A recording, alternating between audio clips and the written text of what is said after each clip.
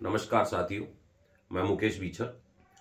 आज हम एक ऐसे सामाजिक मुद्दे पर चर्चा करने वाले हैं, जिस मुद्दे से शायद मेरे हिसाब से ऐसा कोई समाज नहीं है, जो समाज पीड़ित नहीं हो। वर्तमान परिप्रेक्ष्य में हम जिस सोच को लेकर आगे बढ़ रहे हैं, मैंने अक्सर लोगों को एक कहानियाँ में कई बार हम लोगों ने सुनी है कि एक औरत ने दूसरी औरत को पूछा कि तेरा दामाद कैसा है? तो वो औरत कहती है कि मेरा दामाद बहुत अच्छा है, मेरी बेटी को बिल्कुल परेशान नहीं करता है, सुबह उठ के पूरा काम करता है, चाय बनाता है और है। और वो उसी वक्त पूछती है कि तेरी बहू कैसी है? बोले बहू बहुत बेकार है, बहू मेरे बेटे को खाए पूरे दिन परेशान करती रहती है, पूरा काम मेरे बेटे को करना पड़ता है, कुछ खुद नहीं करती है। आप ये देखेंगे कि इन दोनों कहानियों में बात एकदम सेम है।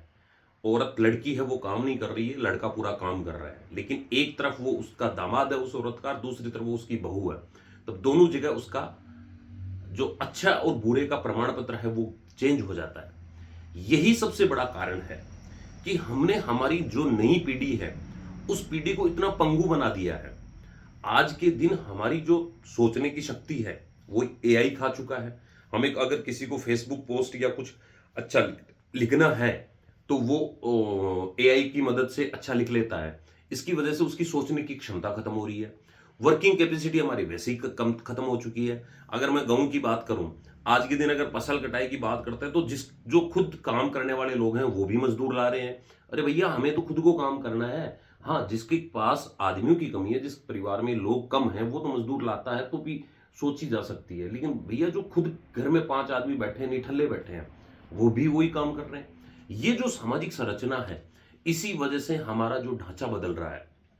आज 30-30, 35-35 साल तक बेटियां कुंवारी बैठी हैं, उनकी शादियां नहीं कर रहे हैं लोग। अब लोग कई कहेंगे कि सब आप तो रूढ़िवादिता के शिकार हैं, आप तो रूढ़िवादी बात कर रहे हैं। क्या किसी को फ्री हो आज़ादी के साथ जीने का अधिकार नहीं है? सब अधिकार है। लेकिन हिंदुस्तान की जो संस्कृति है, भारतीय जो संस्कृति है, वो पूरे विश्व में सबसे मजबूत संस्कृति है। उस आज आप ये देखिए, पूरे विश्व की नज़र हिंदुस्तान की संस्कृति पर है और हम उस संस्कृति को तार तार करने की कोशिश में लगे हुए हैं। हम ये देख रहे हैं कि इस चीज से हमारा क्या नाम है, हम बड़े आदमी बन रहे हैं, हमारा स्टैंडर्ड बढ़ रहा है। जबकि इन चीजों से स्टैंडर्ड नहीं बढ़ रहा है सर। स्टैंडर्ड उसी चीज से बढ़ेगा जो आपकी वास्तविक तौर पे एक सुटेबल है, जो भारतीय संस्कृति में अच्छी चीज कही जा सकती है। आप अपने बच्चों को अच्छे संस्कार दीजिए और मैं तो ये कहता हूं कि अपने बच्चों को इतने मजबूत बनाइए कि वो बड़ी से बड़ी विडंबना का भी आसानी से सामना कर सके।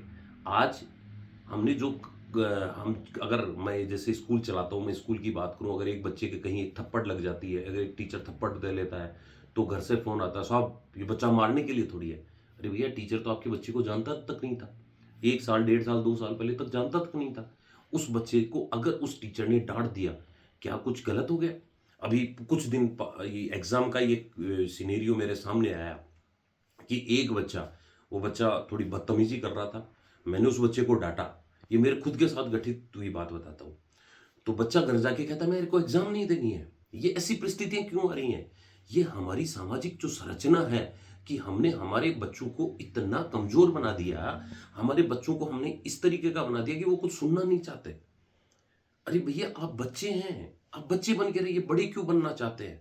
बड़े बनने के बाद में तो बहुत सारी बीमारियां आपके लग जाएंगी। तो मेरा आप लोगों से अनुरोध है कि ये जो सामाजिक बुराई एक हमारे बीच में आ रही है, ये हमारे बच्चों को, कि हम हमारे बच्चों को ही कमजोर कर रहे हैं।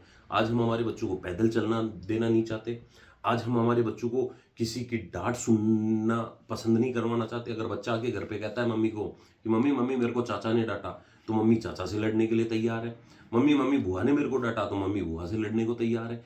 ये जो सामाजिक ताना बाना छिन भिन हो रहा है, इसे हमें बदलना होगा। और ये वास्तविक बातें हैं। आप एक बार गहनता से सोचिए कि मैंने स्टार्टिंग में कहानी कही ना कि वो दामाद अच्छा हो गया और बहू खराब हो गई। वो इसी वजह से हो गई क्योंकि हमारी सोच गलत हो गई। हमारे लिए वो सही है जो हमारे लिए सुटेबल है, ये चीज गलत है। हमें जो वास्तविक रूप में सत्य है उसी को स्वीकार करना पड़ेगा। फिर हम आगे मिलेंगे किसी अन्य मुद्दे के साथ। जय हिंद, जय भारत।